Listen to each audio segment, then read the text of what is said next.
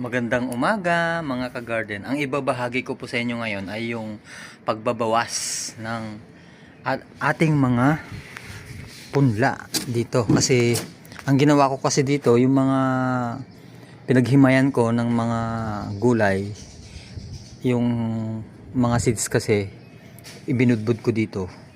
Kaya ang daming tumubo. Magbawas po tayo ng ilan. Bali tatlong klase ito.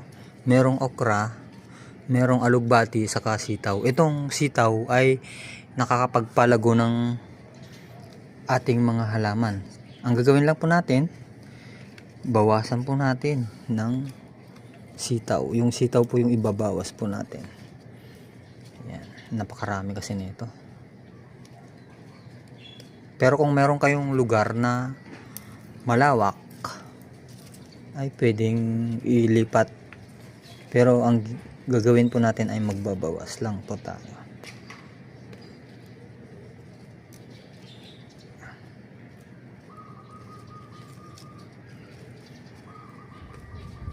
Ayan na. Meron ditong okra dito na dalawa. Meron din dito dalawa. Tanggalin natin yung isa. Ayan. Ito rin. Iwan natin yung malusog. Tanggalin na rin natin. Ayan.